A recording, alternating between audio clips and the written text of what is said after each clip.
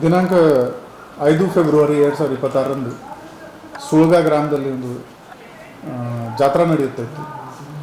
ಆ ಜಾತ್ರೆಯಲ್ಲಿ ಕೆಲವು ಯುವಕರ ಮಧ್ಯದಲ್ಲಿ ಸಣ್ಣ ಪುಟ್ಟ ವಿಚಾರದಲ್ಲಿ ಘರ್ಷಣೆ ಆಗಿತ್ತು.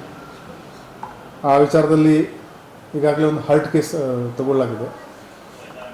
ಆ ಘರ್ಷಣೆ ಆಗಿದ್ದಾಗ ಅಲ್ಲೇ ಇರುವುದು ಗ್ರಾಮಸ್ಥರು ಬಾಬುರಾವ್ ಗಡ್ಕರಿ ಅವನು ಲೈಸೆನ್ಸ್ ವೆಪನಿಂದ ಗಾಳಿನಲ್ಲಿ 2 ಗುಂಡು ಹಾಕಿದ್ದಾರೆ.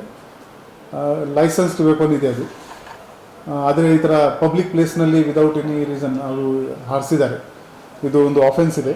ಸೊ ಅದಕ್ಕಾಗಿ ಕಾಕ್ತಿ ಪೊಲೀಸ್ ಸ್ಟೇಷನ್ನಲ್ಲಿ PSI ಮೃತ್ಯುಂಜಯ ಇವರು ಕಂಪ್ಲೇಂಟ್ ಆಧಾರದ ಮೇಲೆ ಒಂದು ಕೇಸ್ ದಾಖಲು ಮಾಡಲಾಗಿದೆ.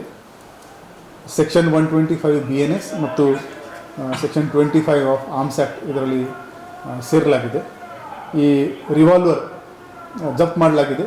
ಇದರಲ್ಲಿ 4 ಲೈವ್ ರೌಂಡ್ಸ್ ಮತ್ತು 2 ಎಂಟಿ ಕೇಸಸ್ ಕಾರ್ಟ್ರಿಜ್ ಅದು ಕೂಡ ಜಪ್ತ್ ಮಾಡಲಾಗಿದೆ.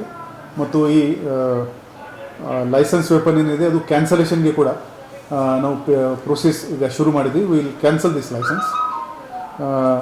ಯಾರು ಲೈಸೆನ್ಸ್ಡ್ ಇರಲಿ ಅಥವಾ ಅನ್ಲೈಸೆನ್ಸ್ ಕೂಡ ಇದ್ದರೆ ಪಬ್ಲಿಕ್ ಪ್ಲೇಸ್ನಲ್ಲಿ ಈ ಥರ ಶಕ್ತಿ ಪ್ರದರ್ಶನ ಮಾಡೋಕ್ಕೆ ವೆಪನ್ ಬಳಸಿದರೆ ಅವರ ಮೇಲೆ ತಕ್ಷಣವೇ ನಾವು ಕ್ರಮ ತಗೊಳ್ತೀವಿ. And they have to face ಅವರು ಕ್ರಿಮಿನಲ್ ಟ್ರಯಲ್ ಅವರು ದೇ ಹ್ಯಾವ್ ಟು ಅವರ ಮೇಲೆ ಆಗುತ್ತೆ.